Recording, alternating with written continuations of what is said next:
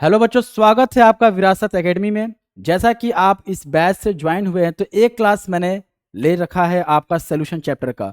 मैं शिवम चौबे, आपका chemistry mentor educator, जो आपको केमिस्ट्री पढ़ाएगा और आपके इस जर्नी को केमिस्ट्री के सफ़र को आसान करेगा। ठीक है, तो बेटा पहले क्लास में हम लोगों ने क्या पढ़ा था, पहले उसे हम रिकैप कर लेते हैं कि हमने पढ़ा क्या था।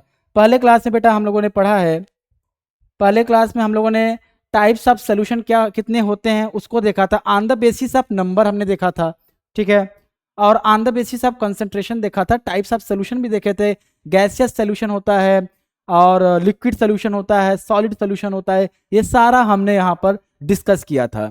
ठीक है, कंसंट्रेशन टर्म जितने भी थे लगभग 10-11 कंसंट्रेशन टर्म्स हमने पढ़ा था। जैसे कि हमने पढ़ा था percentage weight by weight, percentage weight by volume, percentage V by V पढ़ा था हम लोगों ने, मोलरिटी पढ़ा था, मोलैलिटी पढ़ा था, मोल फ्रैक्शन पढ़ा था। ठीक है, पीपीएम पढ़ा था हम लोगों ने, पीपीवी पढ़ा था हम लोगों ने। यहाँ पे जो आपका एक सेकेंड, तो ये सब कंसंट्रेशन टर्म्स जो है हम लोग पढ़ रखे हैं। उसके बाद हम लोगों ने सॉल्युबिलिटी भी देखा था, solubility of solid in liquid देखा था, टेम्परेचर पे कैसे वो वहाँ पर इफेक्ट हो रहा है वहाँ, और प्रेशर पे कैसे इफेक्ट हो रहा है उसको भी देखा था। साथ ही साथ solubility of gas in liquid देखा था, जिसमें हमने हेनरीज लॉ पढ़ा था। हेनरीज लॉ में हम लोगों ने देखा था कि कैसे प्रेशर को बढ़ाने पे solubility of gas in liquid बढ़ जाती है, इन लिक्विड बढ़ जाती है। ठीक है बेटा, उसके साथ साथ हम लोगों ने क्या देखा था, उसके साथ साथ एप्लीकेशन, एप्लीकेशन पार्ट बहुत ही इंपॉर्टेंट है, आपके एग्जाम में पूछा जा सकता है। ठीक है, उसको भी हमने वहां पे देखा था।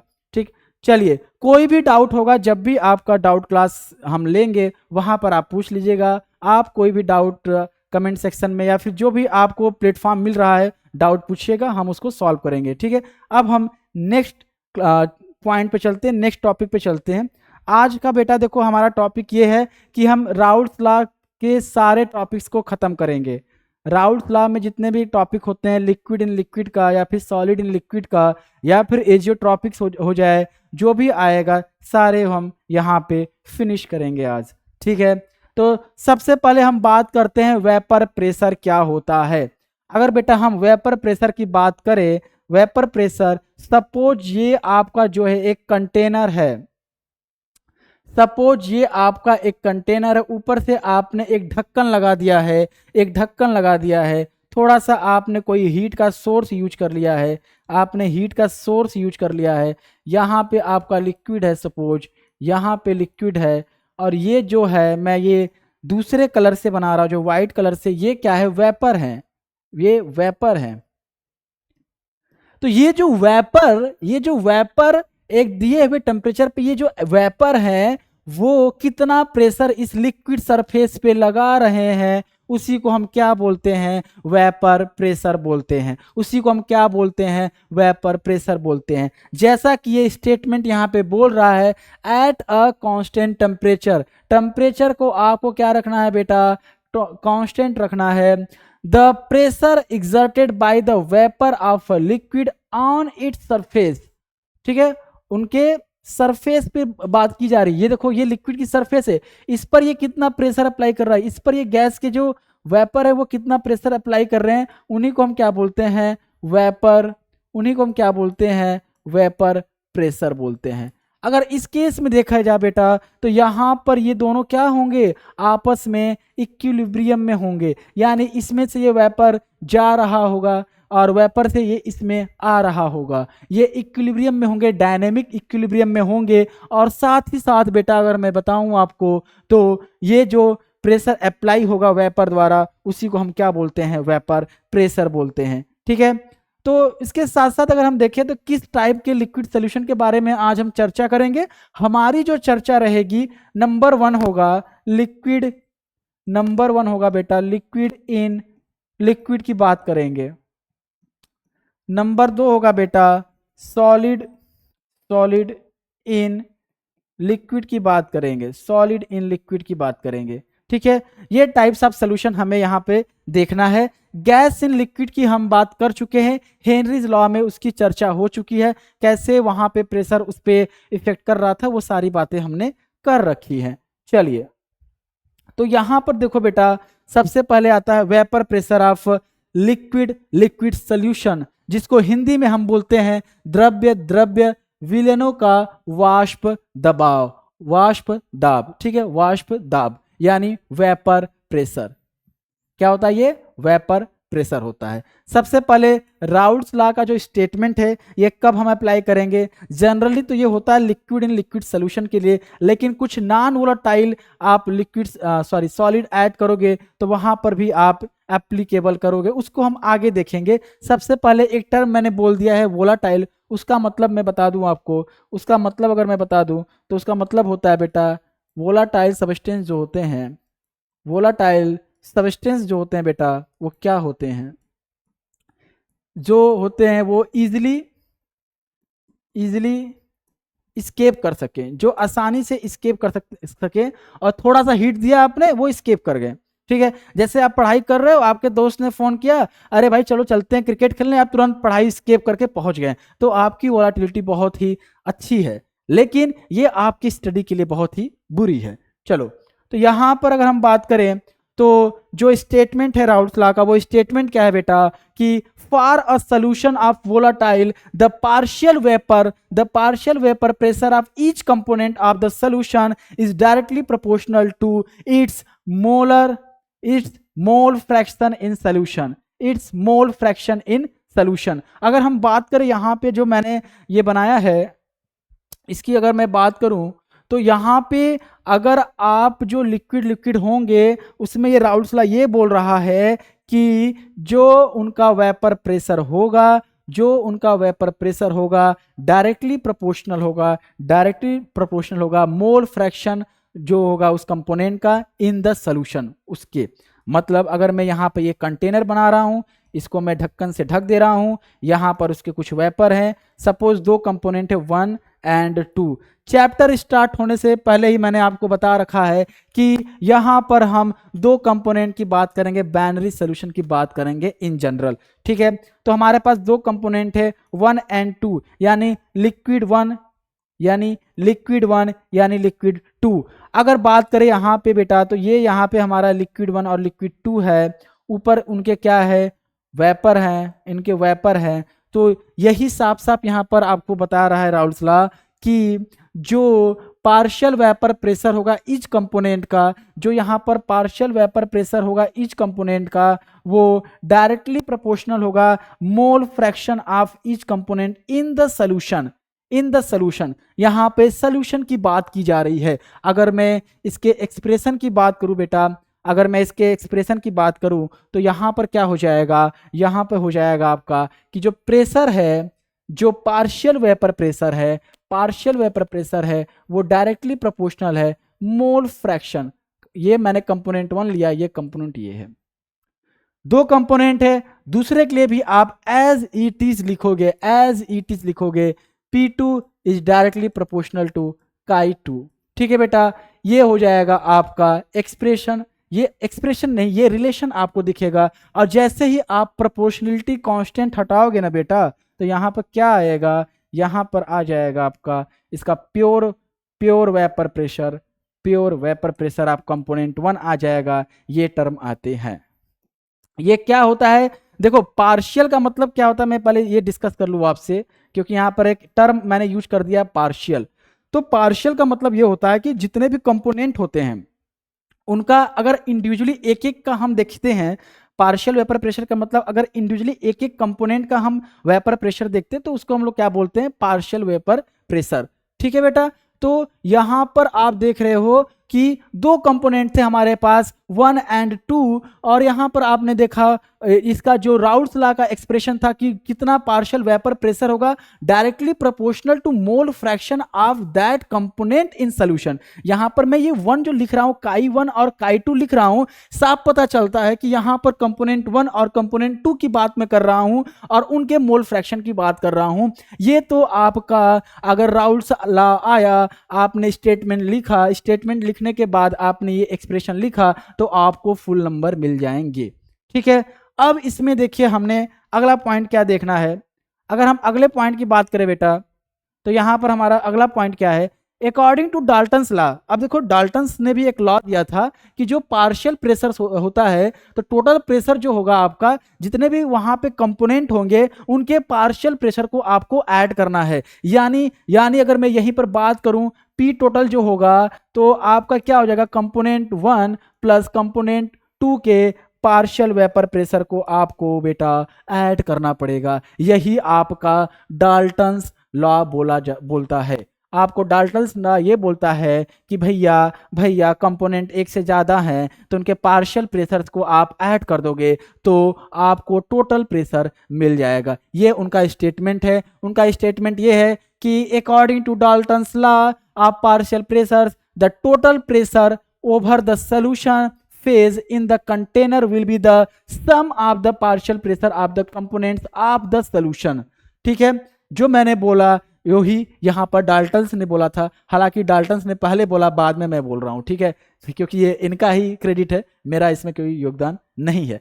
तो यहाँ पर अगर आप देखोगे बेटा, तो यहाँ पर आपको टोटल प्रेशर निकालना था। तो टोटल प्रेशर कैसे निकाला आपने, जो पार्शियल प्रेशर था उनको ऐड करके निकाला है आपने, उनको ऐड करके निकाला। चलिए एक एक्सप्रेशन निकालते हैं यहाँ पर। यहाँ पर अगर आप देखोगे तो मैं इसे कैसे लिख सकता हूँ, आप बोलोगे बेटा, आप बोलोगे बेटा कि यहाँ पर जो P1 है P2 है सर ये क्या है।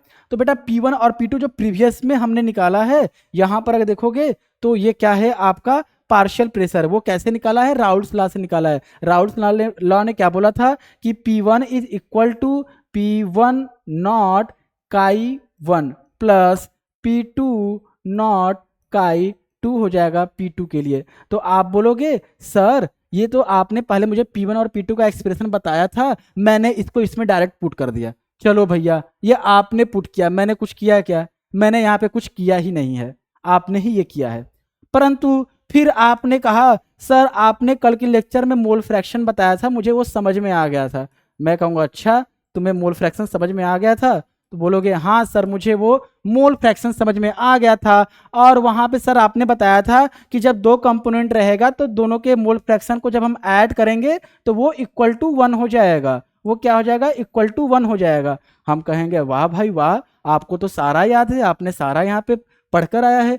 सिंपली काई 1 प्लस काई 2 जो होता है आपका बेटा वो 1 हो जाएगा। तो आप रिप्लेस कर दो, आप यहाँ से काई 2 के जगह पे आप क्या लिख सकते हो, 1 माइनस काई 1 कर दो, कोई दिक्कत नहीं है।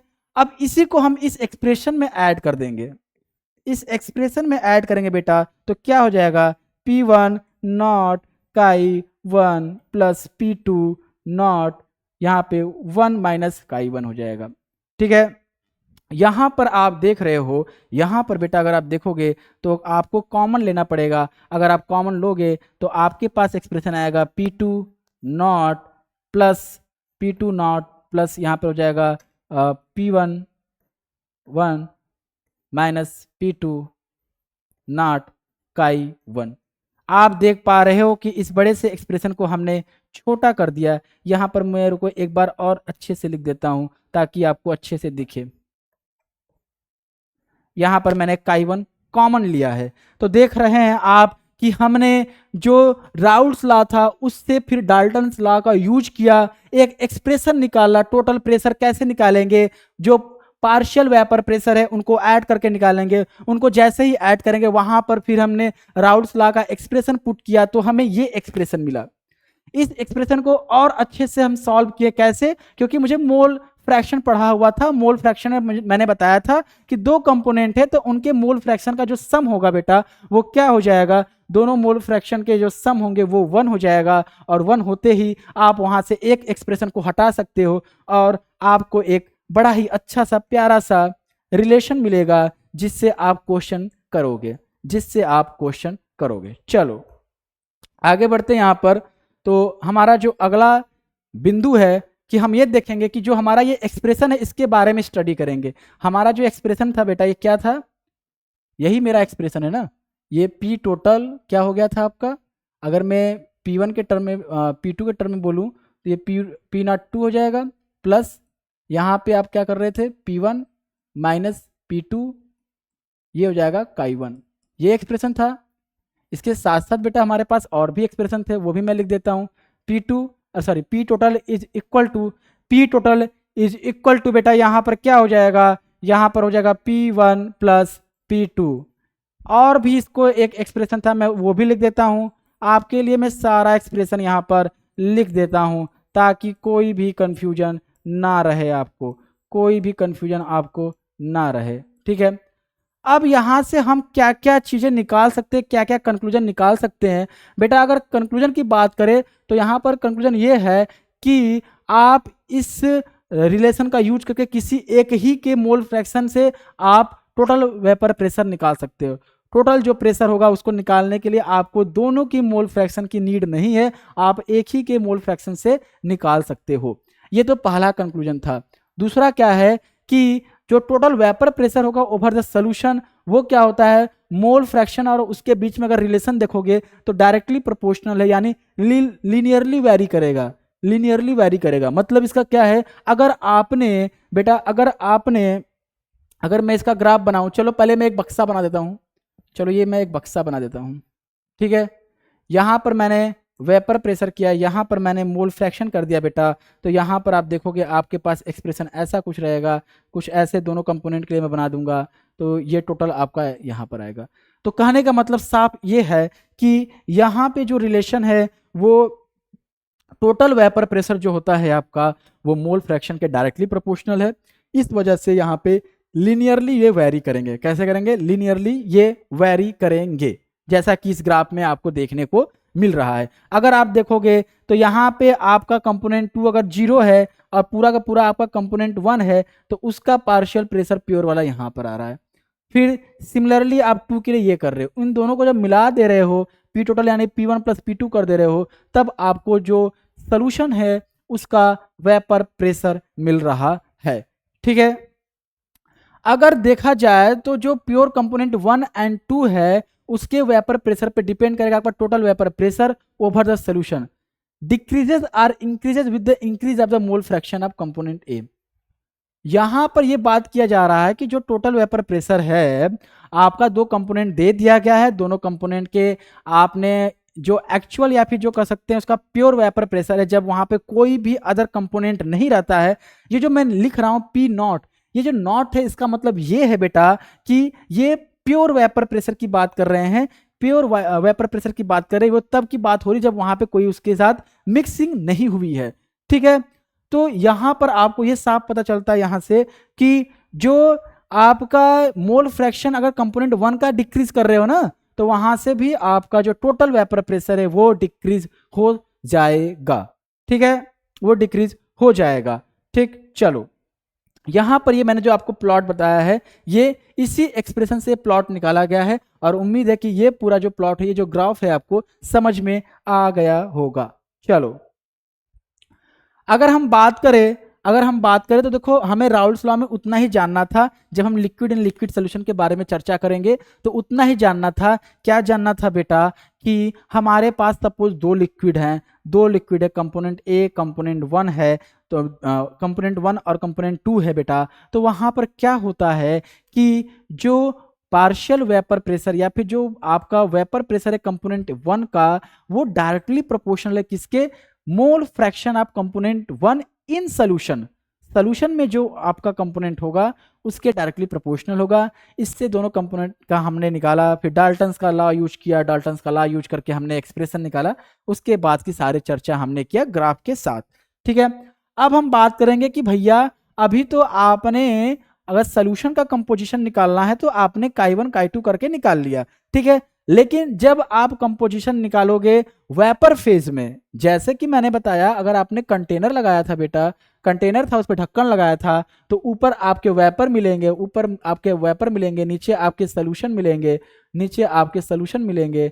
तो अभी जो आपने काई1 या फिर काई2 जो ये मोल फ्रैक्शन देखा था, ये इस सोल्यूशन की बात किया था आपने। अब आपसे क्वेश्चन पूछेगा कि भाई ये जो वेपर में है उसमें कंपोजिशन क्या होगा, तो वहां पर आप y1 और y2 से जो है रिप्रेजेंट करते हो, तो उसमें सिंपली क्या होगा कि जो कंपोनेंट 1 का वेपर प्रेशर होगा, कंपोनेंट 1 का जो वेपर प्रेशर होगा वो इक्वल हो जाएगा आपका मोल fraction of 1 in vapour phase into total pressure, into total pressure. ये एक्सप्रेशन आएगा, यहां से आप निकाल सकते हो y1 y2, यानी कंपोजिशन इन वेपर फेज अगर आपसे पूछेगा, कंपोजिशन इन वेपर फेज पूछेगा तो आप क्या करोगे बेटा, आप कहोगे सर मैं कुछ नहीं करूंगा, मैं करूंगा P1, यानी अगर दो कंपोनेंट है, कंपोनेंट 1 का देखना है तो P1 यानी उसका वेपर फेज इन सोल्यूशन या फिर partial vapour phase is equal to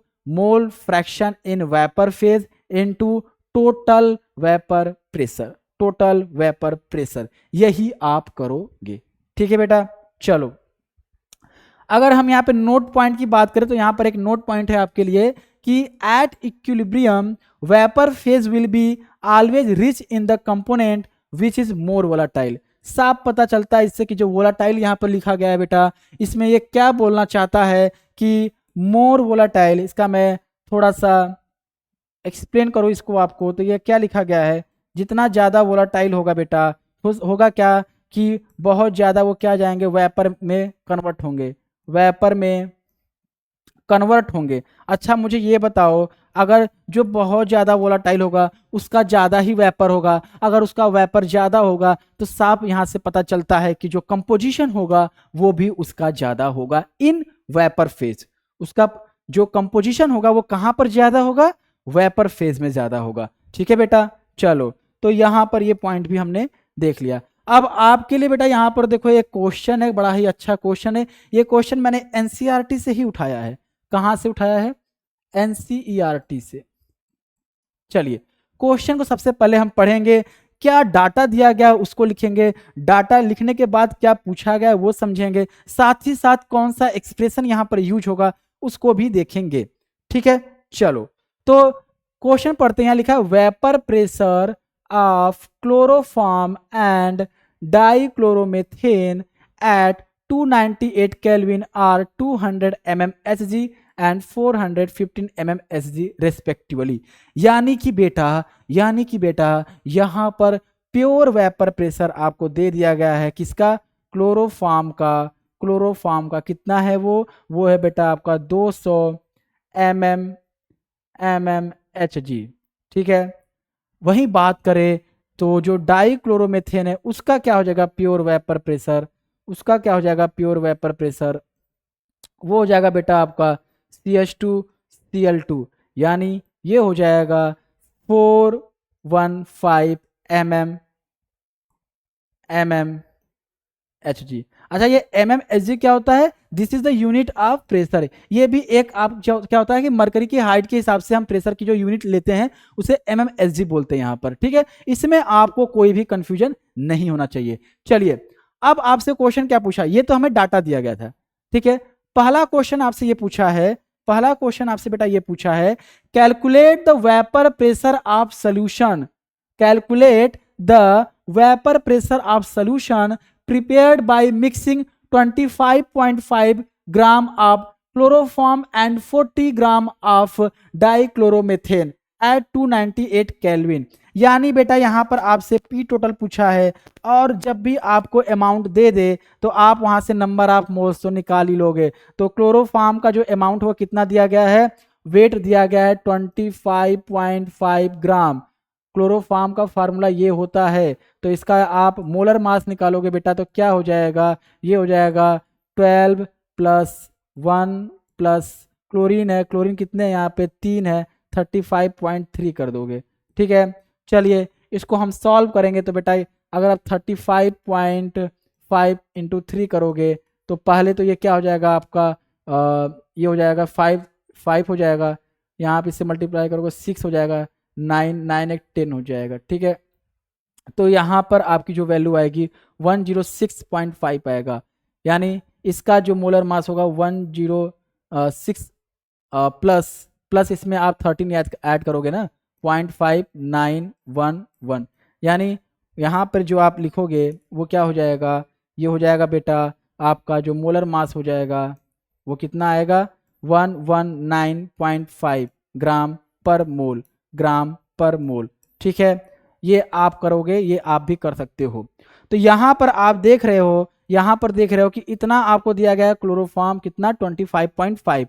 अब 40 ग्राम क्या दिया गया आपको, 40 ग्राम क्या दिया गया बेटा आपको, 40 ग्राम दिया गया है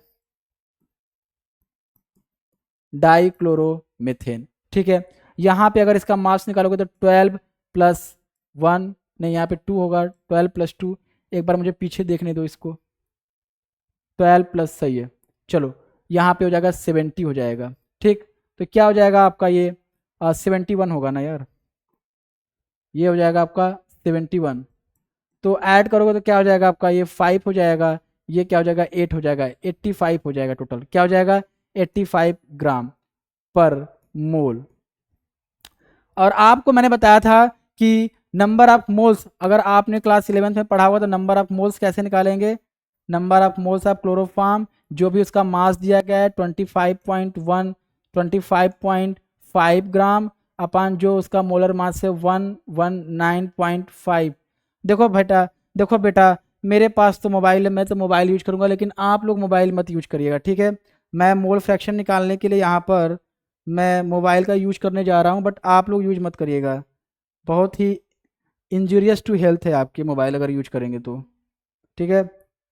तो ये आ रहा आपका जो मोल, जो नंबर ऑफ मोल्स आएगा वो आएगा 0.213।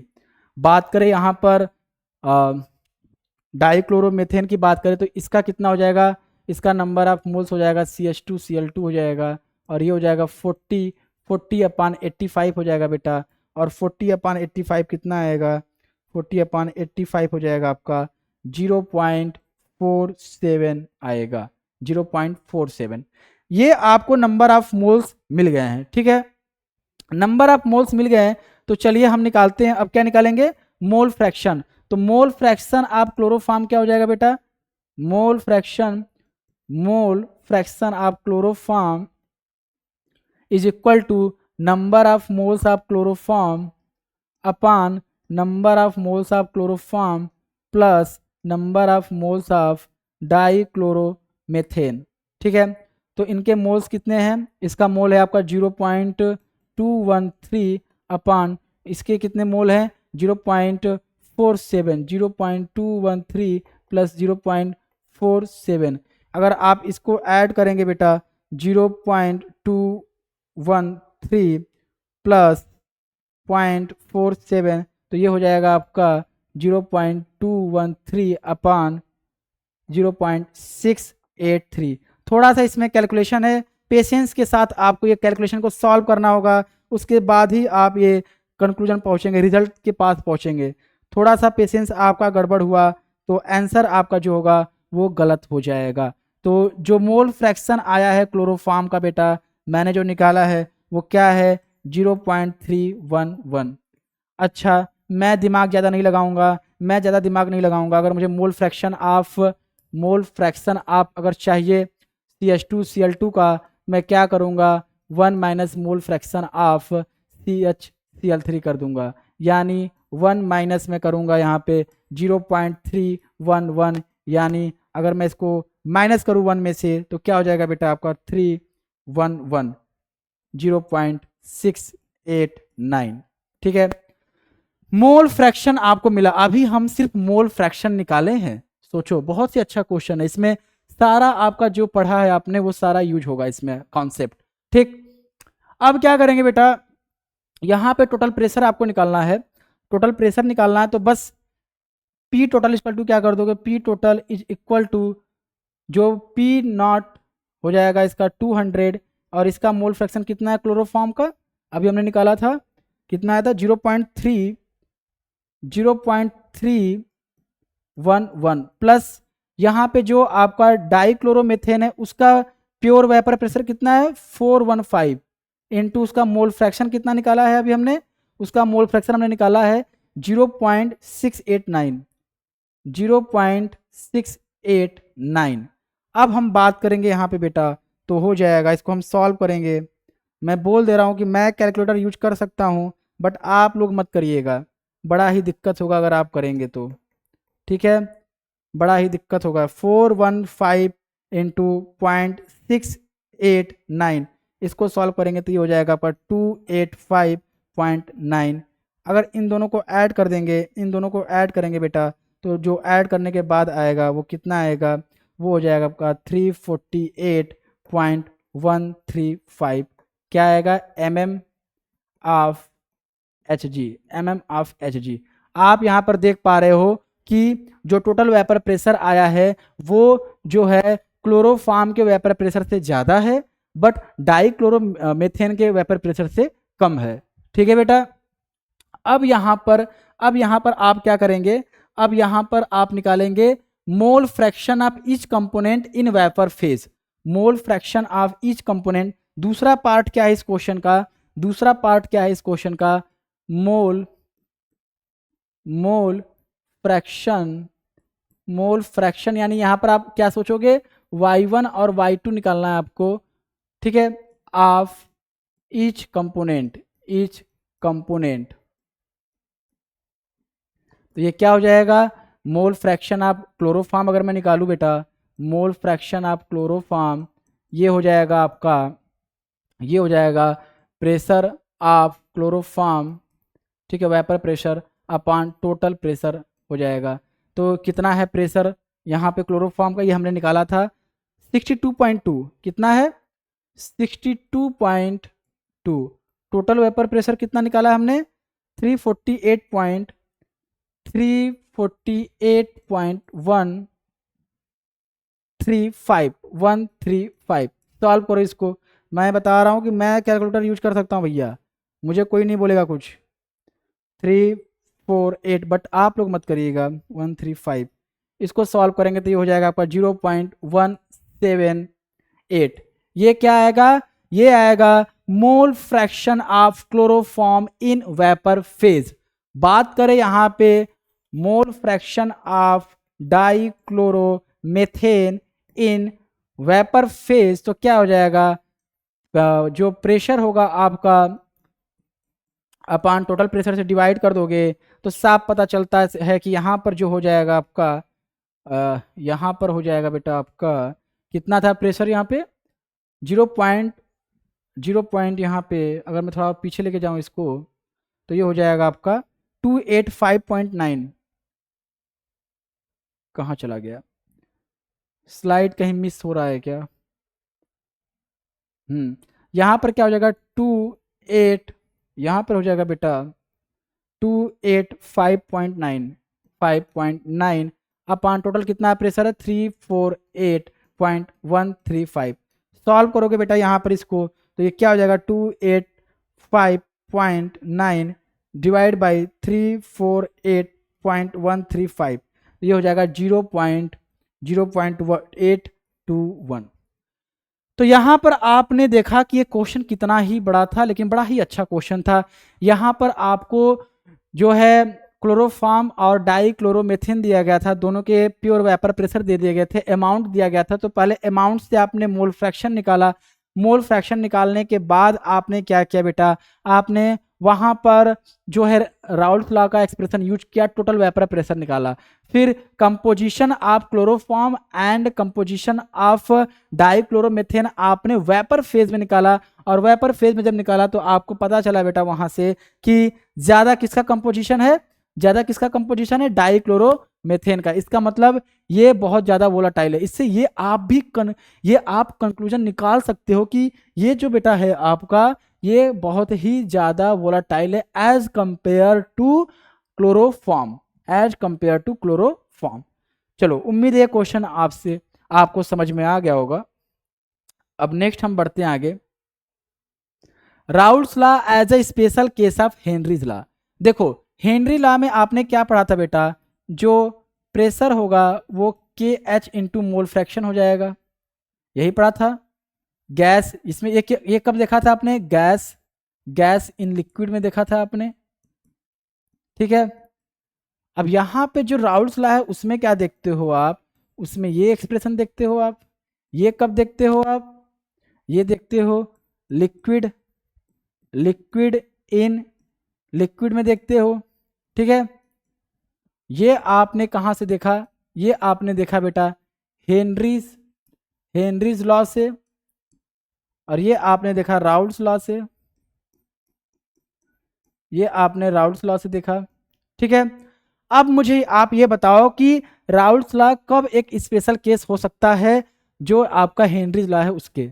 तभी ना होगा बेटा, तभी ना स्पेशल केस होगा जब जब जब ये के एच होता है, ये जो के एच है वो इक्वल हो जाएगा पी नॉट के, तब क्या हो जाएगा आपका ये स्पेशल केस हो जाएगा। तब वहां पे आप कह सकते हो कि Raoult's law is a special case of Henry's law. यहां पर इसको आप ऐसे समझो कि जो दो कंपोनेंट आपने लिया है उसमें से एक कंपोनेंट जो होगा बेटा आपका इतना ज्यादा वोलाटाइल हो जाएगा कि वो गैस की तरह बिहेव करने लगे, गैस की तरह बिहेव करने लगेगा, तो वो केस कैसा हो जाएगा? गैस इन लिक्विड का केस हो जाएगा। तो उस केस में आप हेनरीज लॉ और राउल्स लॉ को, Raoult's law is a special case of Henry's law हो जाएगा। ठीक है बेटा, तब ये आपका हो जाएगा। चलिए अगला टॉपिक क्या है बेटा? Vapour pressure of solution of solids in liquid. अब सॉलिड को आप क्या करोगे? लिक्विड में डालोगे। अभी तो आपने लिक्विड लिक्विड में किया था और आपको पता था कि दोनों जो लिक्विड है वो वोलाटाइल इन नेचर है, वो इजीली स्केप कर सकते हैं। ठीक है, लेकिन लेकिन लेकिन आप मुझे ये बताओ, अगर आप चीनी को पानी में डाल रहे हो तो क्या चीनी उड़ जाएगा क्या? चीनी उड़ जाएगा क्या अपने आप? नमक डाल रहे हो तो क्या नमक उड़ जाएगा क्या अपने आप? ग्लूकोज डाल रहे हो तो ग्लूकोज उड़ जाएगा क्या? स्केप हो सकता है क्या? तो वो क्या होते हैं बेटा? वो होते हैं आपके नॉन वोलाटाइल सब्सटेंस, जो कि वेपर के फॉर्म में इजिली नहीं एग्जिस्ट करेंगे, यानी स्केप नहीं होंगे वेपर के रूप में। ठीक है, तो उसकी हम चर्चा करेंगे। तो सबसे पहले आप देखो, ये हमारे पास क्या है? प्योर सॉल्वेंट है। ठीक है, ये प्योर सॉल्वेंट इस सरफेस पे क्या है आपका? सिर्फ और सिर्फ वो प्योर सॉल्वेंट है। क्या है? प्योर सॉल्वेंट है। ठीक, बात करें यहाँ पे जो आपको गैसेस फेज में मिल रहा है, गैसेस फेज में जो मिल रहा है आपको, वो भी क्या है? प्योर सॉल्वेंट का ही है। क्या है? प्योर सॉल्वेंट का ही है। ठीक है, अब बात करें यहाँ पर आपने क्या किया? आपने बोला सर अब आप ऐसे ऐड कर रहे हो, मैं चाहता हूं कि आप इसमें चीनी डाल दो। मैंने डाल दिया। अब यहाँ पे जो सरफेस आप देख रहे हो ना बेटा, इस सरफेस पे देखो, इस सॉल्वेंट के साथ साथ ये जो ग्रीन बॉल्स हैं, ये जो ग्रीन है, जो ग्रीन कलर का है, वो क्या है? आपका नॉन वोलाटाइल सॉल्यूट है। नॉन वोलाटाइल वोलाटाइल सॉल्यूट हो जाएगा। ठीक है, और ये इस सरफेस पे आ जा रहे हैं। अगर यहाँ से सॉल्वेंट जाना चाहेगा तो नहीं जा पाएगा, क्योंकि उस स्पेस पर अब क्या आ चुका है? एक नॉन वोलाटाइल कंपोनेंट आ चुका है, जो कि स्केप होगा ही नहीं वेपर के फॉर्म में। ठीक है, लेकिन अभी भी आपको वेपर के फॉर्म में प्योर सॉल्वेंट ही दिखेगा, क्योंकि वो वोलाटाइल इन नेचर है। अब यहां से आपको पता लग गया होगा, आइडिया लग गया होगा कि जब भी हम नॉन वोलाटाइल सोल्यूट पार्टिकल को ऐड करेंगे वोलाटाइल सॉल्वेंट में, तो वहां पे जो ओवरऑल वेपर प्रेशर होगा वो डिक्रीज हो जाएगा। क्यों? क्योंकि लिक्विड के सरफेस पे जैसे ही नॉन वोलाटाइल सोल्यूट पार्टिकल आप ऐड करोगे, वहां पे वो पार्टिकल्स आएंगे, वो स्केप नहीं हो पाएंगे, और जब स्केप नहीं हो पाएंगे तो वेपर बनेगा ही नहीं। जो प्योर सॉल्वेंट है वो स्केप ही नहीं होगा, वेपर ही नहीं बनेगा। वेपर जब कम बनेंगे तो प्रेशर भी तो कम ही लगेगा वेपर के द्वारा। इस वजह से यहाँ पर वेपर प्रेशर जो होता है वो कम हो जाता है। चलो अगला बेटा देखो, यहाँ पर क्या लिखा है कि जो मैंने समझाया है उसी को यहाँ पर पॉइंट के रूप में लिख दिया गया है कि the decrease in the vapour pressure of solvent depends on the quantity of non volatile solute present in the solution. कितना ज्यादा आपने क्वांटिटी ऑफ, किस पर डिपेंड करता है? Decrease in vapour pressure. Decrease in vapour pressure of solvent, ये किस पर डिपेंड कर रहा है बेटा? ये डिपेंड कर रहा है अमाउंट ऑफ, अमाउंट की बात करोगे यहाँ पर, किसकी बात करोगे? Amount of non volatile solute particle, हम इसकी बात करेंगे। ठीक है, इसके अमाउंट पे डिपेंड कर रहा है।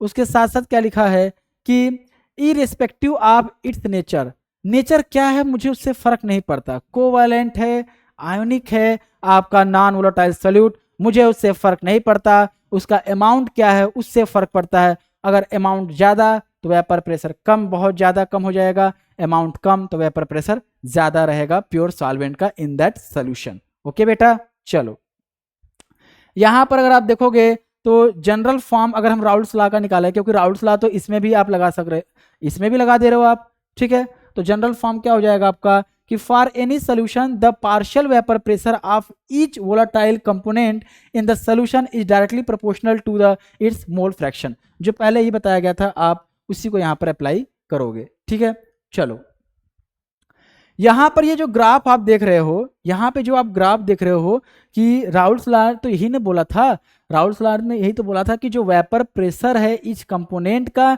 वो डायरेक्टली प्रोपोर्शनल है किसके, मोल fraction of that component, that volatile component, यानी डायरेक्टली प्रोपोर्शनल है। तो ये जो ग्राफ आप देख पा रहे हो बेटा, ये जो ग्राफ आप देख पा रहे हो ये क्या है, ये स्ट्रेट लाइन ग्राफ है। क्या है बेटा, स्ट्रेट लाइन ग्राफ है। ठीक है, कोई दिक्कत यहाँ पर आपको नहीं हुआ होगा। चलो हाँ, मैथ अगर आपने पढ़ा है तो दिक्कत नहीं होगा, मैं बता देता हूँ यहाँ पे अच्छा एक बार कि यहाँ पे जो प्रेशर है, यहाँ पे जो प्रेशर है वो डायरेक्टली प्रोपोर्शनल है मोल फ्रैक्शन के। अगर मैं यहाँ पे प्रोपोर्शनलिटी कांस्टेंट लगा दे रहा हूँ, हटा दे रहा हूँ यहाँ से, अगर यहाँ से हटा के एक मैंने ये ला दिया तो ये जो बेटा है ये वाई एक्सिस पर आ जाएगा, आपका वाई एक्सिस पे आ जाएगा। ये जो हो जाएगा स्लोप हो जाएगा इसका, और ये जो हो जाएगा एक्स एक्सिस पे रहेगा जो मोल फ्रैक्शन है। तो अगर इसका ग्राफ प्लॉट करोगे आप तो ये ऐसे हम प्लॉट करते हैं इसका ग्राफ। ये हो जाएगा आपका प्रेशर की बात करेंगे, यहाँ पे मोल फ्रैक्शन की बात करेंगे, और ये स्ट्रेट लाइन ग्राफ होता है। ये क्या होता है, स्ट्रेट लाइन ग्राफ। यहाँ पे कोई भी कांस्टेंट नहीं है, इसका मतलब कोई भी इंटरसेप्ट नहीं बन पा रहा है वाई एक्सिस पर। ठीक है बेटा, उम्मीद है कि वाई या एक्स एक्सिस पर कोई भी इंटरसेप्ट यहाँ पर नहीं है। ठीक है, चलो अब हम बात करेंगे यहाँ पे जो लिक्विड इन लिक्विड सोल्यूशन होते हैं वो कितने तरीके के होते हैं, उनको हम क्लासीफाई कर सकते हैं। देखो जो लिक्विड इन लिक्विड सोल्यूशन होते हैं बेटा, लिक्विड सोल्यूशन जो होते हैं उनको अगर हम क्लासीफाई करें बेटा, अगर उनको हम क्लासीफाई करें तो यहाँ पर अगर हम क्लासीफाई कर दें इसको तो एक होता है आइडियल सोल्यूशन, एक होता है आइडियल सोल्यूशन, और एक होता है आपका non ideal solution, non ideal solution. देखो ये कैसे क्लासीफाई किया गया है, on the basis of Raoult's law, on the basis of Raoult's law, इसको भी लिख दो यहाँ पे, on the basis of, on the basis, on the basis of Raoult's law, Raoult's law के आधार पे ही आप यहाँ पे क्लासीफाई कर रहे हो भैया। भैया यहाँ पे आप राउल्स लॉ के बेसिस पर ही क्लासीफाई कर रहे हो। राउल्स ने बोला जो मेरे लॉ को फॉलो करेगा, फॉलो, ओबे लिख देते हैं, ओबे करेगा, जो मेरे लॉ को ओबे करेगा, ओबे राउल्स लॉ,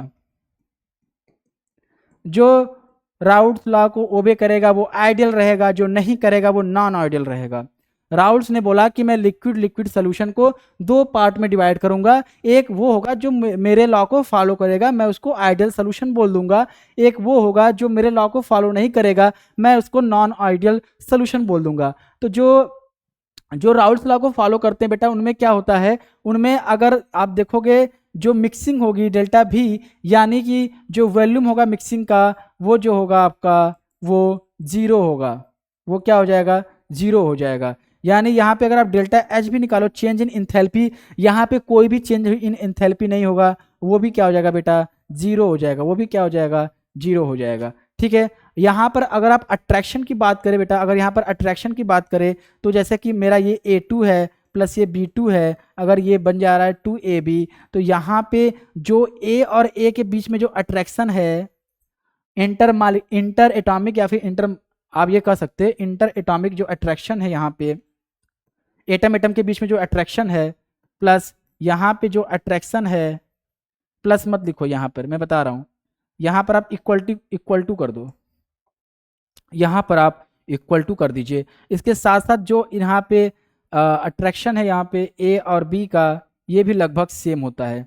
आइडियल केस में ये बोला जा रहा है कि दो आपके कंपोनेंट हैं, दोनों का जो बीच में जो उनके अट्रैक्शन है, जो इंट्रैक्शन है एटम का, वो सेम होगा, और वो उसके भी सेम होगा, जो प्रोडक्ट बन रहा है ना उससे भी सेम हो जाएगा।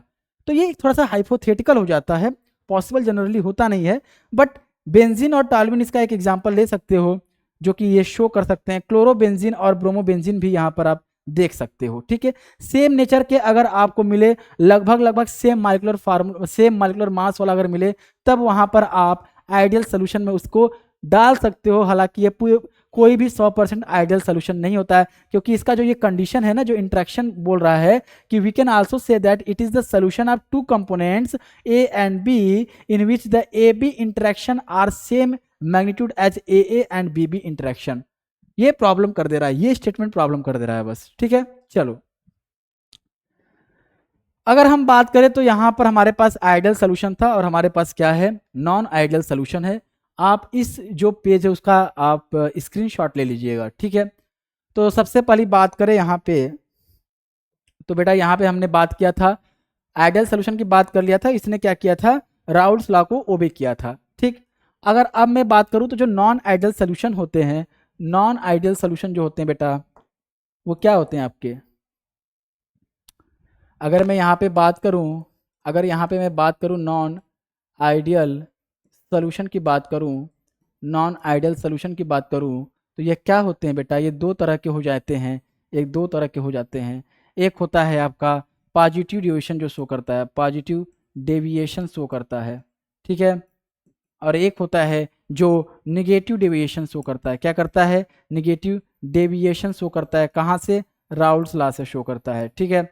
अगर आप यहाँ पर देखोगे, अगर आप यहाँ पर देखोगे तो क्या हो जाएगा, ये डेल्टा एच जो होगा वो ग्रेटर देन जीरो होगा। यहाँ पर अगर आप देखोगे डेल्टा भी जो होगा वो ग्रेटर देन जीरो हो जाएगा। और यहाँ पर हम अट्रैक्शन की भी इंट्रैक्शन की भी बात करेंगे, यहाँ पर डेल्टा एच जो होगा वो लेस देन जीरो हो जाएगा, और यहाँ पे जो डेल्टा भी होगा वो क्या हो जाएगा, लेस देन जीरो हो जाएगा। क्यों होगा, क्यों होगा सर, आप ये बार बार क्यों बोल दे रहे जीरो होगा जीरो होगा, मुझे तो नहीं समझ में आ रहा है, आप मुझे बताओ कैसे यहाँ पे जीरो हो जा रहा है। तो साहब मैं बता देता हूँ बेटा, जो आपका पॉजिटिव डेविएशन होगा उसमें ए और बी, जैसे ये आपका रिएक्शन है A2 प्लस B2 अगर हो रहा है और यहाँ पे AB बन रहा है, तो मैं आपको बता दूं बेटा कि जो A और B का जो अट्रैक्टिव फोर्स है वो क्या होगा, बहुत ही कम होगा as compare to A and B attraction से, इनका ज़्यादा होगा अट्रैक्टिव फोर्स, ठीक है। इसकी वजह से क्या होता है बेटा, जब आप इसका वॉल्यूम जो हो जाएगा, ओवरऑल का वॉल्यूम देखोगे तो वो कम होगा, यहाँ पे अट्रैक्शन कम है, दूर जाएंगे वॉल्यूम बढ़ेगा, तो ऑब्वियस सी बात है जो डेल्टा भी आएगी वो क्या हो जाएगा, ग्रेटर देन जीरो हो जाएगा in the case of positive deviation, ठीक है। यहाँ पर जब आप पार्शियल प्रेशर निकाल रहे हो, पी ए जो हो जाएगा वो ग्रेटर देन होगा जो राउल्स लॉ से आप निकाल रहे हो, ठीक है। राउल्स लॉ से ये आपने निकाला, उससे आपका जो एक्चुअल में होगा वो ज़्यादा ही होगा, ठीक है। और यहाँ पे डेल्टा एस जो होगा आपका, ये जो ग्रेटर देन जीरो हो जाएगा। ए एंड बी जो हो गए स्केप हो जाएंगे आसानी से, showing higher vapour pressure than the expected value, जितना एक्सपेक्टेशन किया गया था राउल्स लॉ से उससे ज़्यादा ही वेपर प्रेशर यहाँ पे शो किया जाएगा। इससे कुछ कॉमन से एग्जाम्पल है, एसीटोन और इथेनॉल हो जाएगा आपका, वाटर मेथेनॉल हो जाएगा, वाटर इथेनॉल हो जाएगा, ये सब इसके एग्जाम्पल है पॉजिटिव डेविएशन के। बात करें नेगेटिव डेविएशन में तो वहां पर क्या होता है कि जो ए और बी का अट्रैक्टिव फोर्स ऑफ अट्रैक्शन होता है वो क्या होता है, ग्रेटर होता है ए और बी से। इससे होता क्या है बेटा कि ए और बी की जो है डिफरेंट शेप एंड साइज यहाँ पर करेक्टर होगा, जो स्केपिंग टेंडेंसी होती है ए और बी की वो जितना एक्सपेक्ट किया गया था कि भाई इतना होना चाहिए उससे कम होता है इसमें, ठीक है। यहाँ पर एग्जाम्पल के रूप में आपका होगा एसीटोन एनिलीन हो जाएगा, एसीटोन क्लोरोफॉर्म हो जाएगा, ठीक है। यहाँ पर आपका मेथेनॉल हो जाएगा और एसिटिक एसिड हो जाएगा। ये सब एग्जाम्पल अगर आप देखोगे तो ये है नेगेटिव डेविएशन के। ऐसा क्यों हो रहा है, देखो राउल्स ने बोला हमारे हिसाब से लिक्विड दो प्रकार के होते हैं, लिक्विड सोल्यूशन, एक जो मुझे फॉलो करते हैं उनको आइडियल सोल्यूशन बोलते हैं, जो फॉलो नहीं करते हैं उनको नॉन आइडियल बोलते हैं। नॉन आइडियल में मैंने दो बताया आपको, एक पॉजिटिव डेविएशन, एक negative deviation. Positive negative deviation कैसे आ रहा है, जो अट्रैक्शन है जो आपके रिएक्टेंट्स और प्रोडक्ट के बीच में अट्रैक्शन है, on the basis of that we can find that which one is, कौन सा हमारा वहाँ पे पॉजिटिव डेविएशन शो करेगा, कौन सा नेगेटिव डेविएशन शो करेगा, उसमें क्या क्या कंडीशंस होंगी वो सारे मैंने यहाँ पर आपको बता दिए, एग्जाम्पल भी यहाँ पर आपको मैंने समझा दिया है, ठीक है बेटा। चलो अब बात करते हैं यहाँ पर एजियोट्रॉप्स की बात करते हैं। एजियोट्रॉप्स क्या होते हैं बेटा, देखो एजियोट्रॉप जो होते हैं वो ऐसे लिक्विड मिक्सचर होते हैं जिनका बॉइलिंग पॉइंट कांस्टेंट होता है, एक कांस्टेंट बॉइलिंग पॉइंट होते हैं और जो वेपर कंपोजिशन होता है वो सेम होता है एज लिक्विड कंपोजिशन।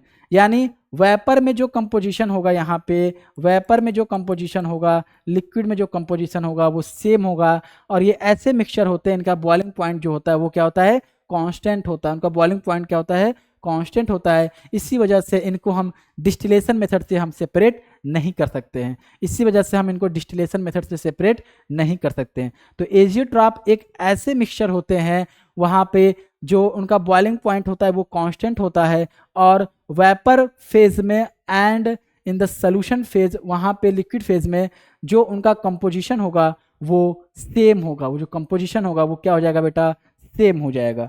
ठीक है, तो यहाँ पे दो तरह के एजियोट्रॉप्स होते हैं। एक होता है आपका मिनिमम बॉइलिंग एजियोट्रॉप, एक क्या होता है बेटा, मिनिमम बॉइलिंग एजियोट्रॉप। ये कौन शो करते हैं, जो पॉजिटिव डेविएशन करते हैं। Positive deviation from Raoult's law, Raoult's law से जो पॉजिटिव डेविएशन करते हैं वो आपके क्या होते हैं, मिनिमम बॉइलिंग एजियोट्रॉप्स हो जाते हैं। ठीक है बेटा, तो यहाँ पर क्या होता है कि if the azeotrope show positive deviation through Raoult's law it is known as minimum boiling azeotrope, जैसा कि मैंने आपको यहाँ पर बता दिया। ये देखो होता क्या है कि इसमें क्या होता है, पॉजिटिव एजियोट्रॉप जो होते हैं या फिर मिनिमम बॉइलिंग एजियोट्रॉप जो होते हैं, इसमें जो बॉइलिंग पॉइंट होता है lower than the boiling point of all of the constituents. यहाँ पर मैं ये बता दूं कि ये जो एजियोट्रॉप है, ये एजियोट्रॉप है, यहाँ पे दो कंपोनेंट है आपके, कंपोनेंट 1 कंपोनेंट 2 है। तो इसका जो बेटा बॉइलिंग पॉइंट होगा ना, इसका जो बॉइलिंग पॉइंट होगा ये कम होगा, इसके इंडिविजुअल से कम होगा। यही बोला जा रहा है कि इसके इंडिविजुअल से जो होगा वो कम होगा। ठीक है, और ये मिक्सचर क्या होता है, when the mixture has a lower boiling point and higher vapour point. ठीक है, चलिए अगर हम बात करें, इसका एक भाई है maximum boiling azeotrope. Maximum boiling azeotrope आपको तब देखने को मिलेगा जब negative deviation from Raoult's law होगा। Negative deviation from Raoult's law हो जाएगा बेटा। ठीक है, फ्रॉम राउल्स लॉ। यहाँ पर क्या होता है, यहाँ पर क्या होता है बेटा कि जो आपका ये एजियोट्रॉप है इसका क्या होता है, इसका जो कंपोनेंट C1 है, कंपोनेंट C2 है, इनसे बॉइलिंग पॉइंट ज़्यादा होता है। जो मिक्सचर का बॉइलिंग पॉइंट होगा, जो C1 C2 के मिक्सचर का जो बॉइलिंग पॉइंट होगा वो ज़्यादा होगा as compare to C1 and C2। मतलब साथ में उनको देखोगे तब भी, मतलब C1 का अगर मान लो 40 डिग्री सेल्सियस है और इसका कितना है 50 डिग्री सेल्सियस है, तो जो ये एजियोट्रॉप होगा इसका कितना हो जाएगा 60 डिग्री हो जाएगा। दोनों से ही ज़्यादा होगा, दोनों से ही ज़्यादा हो जाएगा। ठीक है बेटा, यही बोल रहा है आपको मैक्सिमम बॉइलिंग एजियोट्रॉप। अब चलिए देखिए यहाँ पर हमारा जो आज का मोटो था हमारा राउल्स लॉ को पढ़ना। राउल्स लॉ को पढ़ने के साथ साथ वहाँ पे हमें देखना था ideal solution, non ideal solution, positive deviation, negative deviation, azeotropic mixture क्या होता है, और एजियोट्रॉपिक मिक्सचर में जो मिनिमम बॉइलिंग एजियोट्रॉप होते हैं और मैक्सिमम वाले, ये सारे देखने थे और सारा हम लोगों ने यहाँ पे देख लिया। ठीक है, क्वेश्चंस भी प्रैक्टिस कर लिए, कुछ क्वेश्चंस लास्ट में हम रखे हैं उसको प्रैक्टिस करेंगे। तो जो आज का हमारा टारगेट थे वो पूरा हो गया, जो आज का टारगेट था बेटा वो हमारा पूरा हो गया। चलिए क्वेश्चन प्रैक्टिस करते हैं, फिर उसके साथ साथ हम लोग अलविदा करेंगे एक दूसरे को। ठीक है, फिर नेक्स्ट क्लास में मिलेंगे। ठीक है, तो क्वेश्चन क्या है, एनसीईआरटी का क्वेश्चन है, the vapour pressure of pure liquids A and B are 450 and 750 mm of Hg. Find out the composition of the liquid mixture if total vapor pressure is 600 mm Hg. Also find the composition of the vapor phase. बड़ा ही अच्छा काम किया भाई कि total vapour pressure दे दिया। यहाँ पे हमें क्या क्या दे दिया है, हमें P0A दे दिया है, कितना दिया है बेटा 450 दिया है mm of Hg, और हमें P0B दे दिया है, वो कितना दिया है बेटा, वो है आपका 700 mm ऑफ Hg दिया है। ठीक है बेटा, अब अगर हम बात करें यहाँ पे, अगर हम बात करें तो टोटल प्रेशर भी दे दिया आपको, वो कितना दिया है 600 mm ऑफ, mm में m ज़्यादा हो गया क्या, ज़्यादा हो गया क्या, mm ऑफ Hg। बेटा अब हम बात करें तो आप कहोगे सर ये तो मुझे लगता है राउल्स लॉ का केस है क्या। हाँ बेटा आपने सही बोला, ये राउल्स लॉ का केस है। यहाँ पे फार्मूला क्या हो जाएगा, P total equal to P naught one A component हो जाएगा plus P not B minus P not A chi A, काई बी हो जाएगा यहाँ पे। ठीक है, अगर हम इसको देखें तो एक बार मैं इस एक्सप्रेशन को फिर से लिखूंगा। बिल्कुल रिस्क नहीं लेना है यहाँ पे बेटा, बिल्कुल रिस्क नहीं लेना है। यहाँ पर हम क्या लिख सकते हैं, P A chi A plus P not be काई बी। तो हम अगर काई बी को रिप्लेस कर दें 1 माइनस काई ए से, तो क्या हो जाएगा आपका ये P not A chi A plus P not B 1 minus chi A. Solve करोगे बेटा इसको तो क्या हो जाएगा आपका पी नॉट बी आ जाएगा। ठीक है, प्लस यहाँ पर हो जाएगा आपका P not a minus P not be हो जाएगा काई ए। अच्छा अब मुझे ये बताओ, पी टोटल दे दिया गया है आपको, पी नॉट बी दे दिया गया है, पी नॉट ए दे दिया गया है, पी नॉट बी दिया गया है, तो काई ए निकाल लोगे क्या? जब काई ए आप यहाँ से निकाल लोगे तो साफ पता चलता है कि काई बी भी वहाँ से निकाल लोगे। फिर वेपर प्रेशर के लिए क्या, वेपर फेज में निकालने के लिए आप क्या करोगे? आप कहोगे सर मुझे ये पता है, मुझे ये पता है, ए टोटल ये मैं कर दूंगा सर, तो मेरा जो है जो कंपोजिशन है वेपर फेज में वो निकल जाएगा। Y A equal to P A upon P total, और वाई बी इक्वल टू क्या हो जाएगा बेटा, पी बी हो जाएगा, P B upon P total. ये आप कर लोगे यहाँ से, मुझे उम्मीद है। चलो बस यही यहाँ पर आपको समझना था कि यहाँ पे डाटा क्या दिया गया था और कौन सा एक्सप्रेशन यूज करेंगे और कैसे इंफॉर्मेशन को निकालेंगे, यही आपको यहाँ पर समझना था। चलो अब यहाँ पर एक और क्वेश्चन है आपके लिए, हेप्टेन एंड ऑक्टेन। देखो हेप्टेन का मतलब क्या हुआ, हेप्टेन यानी कि बेटा यहाँ पर हेप्ट यूज किया है तो 7 कार्बन है। ठीक है, और ये क्या है, एल्केन है, तो क्या हो जाएगा इसका फॉर्मूला C7H7 इंटू 2+2, यानी यहाँ पे C7H16 हो जाएगा। ये हमारा हेप्टेन हो जाएगा। बात करें ऑक्टेन की, ऑक्टेन में 8 हो जाता है, तो ऑक्टेन क्या हो जाएगा आपका C8H18 हो जाएगा। ठीक है, अब ये कह रहा है कि the vapour pressure of two liquids components, इनके प्योर वेपर प्रेशर दे दिया गया है, क्या है इसका, कितना है 105.2 किलो पास्कल दिया गया है। इसका कितना दिया गया है 46.8 किलो पास्कल दिया गया है।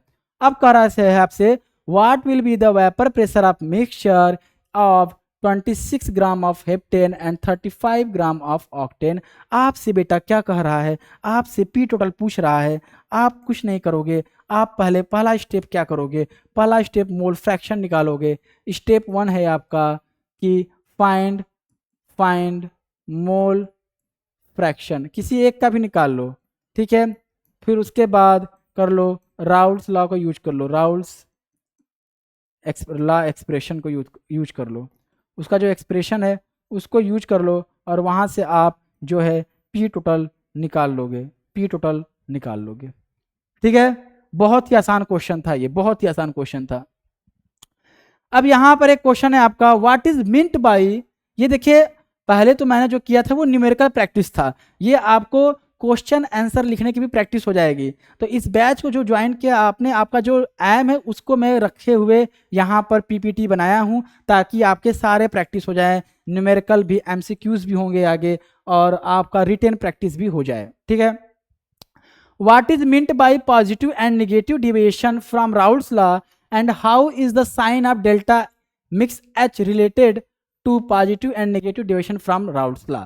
What is meant by positive and negative deviation from Raoult's law, यानी इसके कहने का मतलब ये है कि राउल्स लॉ से अगर कोई पॉजिटिव और नेगेटिव डिविएशन कर रहा है, इसका मतलब क्या है, इसका मतलब क्या है भाई? तो आप बोलोगे इसका मतलब ये है, देखो मैं जो समझा रहा हूं उसको अच्छे से समझो और खुद से लिखो इसका आंसर। ठीक है, तभी आपकी प्रैक्टिस होगी। तो मैं आपको ये समझा रहा हूं कि राउल्स लॉ ने बोला कि जो मुझे फॉलो करेगा उसमें जो इंट्रैक्शन होगा, जो यहाँ पर अट्रैक्शन होगा ए बी का, वो इक्वल होगा ए और बी से। मतलब यहाँ पे जो ए बी का अट्रैक्शन हो रहा है वो इक्वल होगा ए के अट्रैक्शन से, इक्वल होगा बी के अट्रैक्शन से। बट एक्चुअल में ऐसा होता नहीं है, बट एक्चुअल में ऐसा नहीं होता है। आपका एक ऐसे भी कंपोनेंट होते हैं, एक ऐसे भी कंपोनेंट होते हैं जिनमें ए बी का इंट्रैक्शन ज़्यादा होता है ए और बी से, और जिसमें ए बी का कम होता है, ठीक है, जिसकी वजह से वेपर प्रेशर पे बड़ा फर्क पड़ता है, जिसकी वजह से वेपर प्रेशर पे फर्क पड़ता है। इस वजह से यहाँ पर हम बोलते हैं कि ये अगर जितना कैलकुलेट किया गया है राउल्स लॉ से उससे ज़्यादा आ रहा है वेपर प्रेशर, यानी वो पॉजिटिव डेविएशन शो कर रहा है, कम आ रहा है तो नेगेटिव डेविएशन शो कर रहा है। ठीक है बेटा, तो यहाँ पर यही आप लिखिएगा। डेल्टा एच मिक्स का मतलब क्या है? डेल्टा एच मिक्स जो होता है पॉजिटिव डेविएशन में क्या हो जाता है? ग्रेटर देन 0, यानी ये आपका क्या है? इंडोथर्मिक है। और दूसरे वाले केस में जो निगेटिव डेविएशन उसमें क्या हो जाता है? वो लेस देन 0 हो जाता है। इसका मतलब क्या है? ये आपका एक्सोथर्मिक है। ठीक है, इसको अपने शब्दों में बना के लिखिएगा। अगर आपको नहीं समझ में आएगा, अगर नहीं लिख पाएंगे तो जब भी डाउट क्लास होगा उसमें आप पूछिएगा और मैं उसको बता दूंगा। लेकिन जो आपको लिखना है वो सारा मटेरियल मैंने बोल दिया है। ठीक है,